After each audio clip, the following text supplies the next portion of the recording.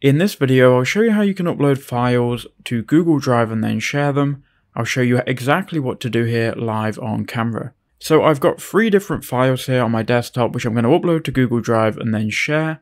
So here's how you can do it. So first you want to head over to your web browser, go to Google and then just type in Google Drive. If you're logged into Google, you can click on the first one and then go straight to Drive by clicking Go to Drive.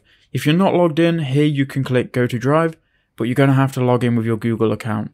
Now once you've logged in with your Google account, you gain access to Google Drive for free, and what you can do is you can go ahead and upload files and share them. Now with Google Drive you can upload specific individual files, or you can go ahead and upload folders as well. So I have 3 files here that I'm going to upload to Google Drive. What I recommend you do first, if you're uploading more than one file, you go ahead and highlight them, right click on them, and you can compress these into a zip file. That way we can extract them later when we download them from Google Drive. So I'm going to rename this file and just call it folder. Now we're going to upload this zip file folder which contains all 3 files I want to share. So we'll go back to Google Drive. We can then click New, click File Upload. You can then go to Desktop and then choose your zip folder. So then choose it, click Open, and it will then start to upload your files. So you can see we've got less than a minute left. And once these have been uploaded, we should see it here inside of Google Drive.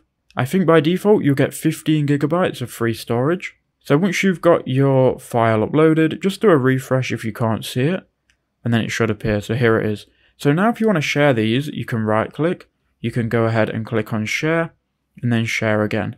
Now from here you've got 2 different options. Now this really depends on what you want to do with your files and who you want to share them with.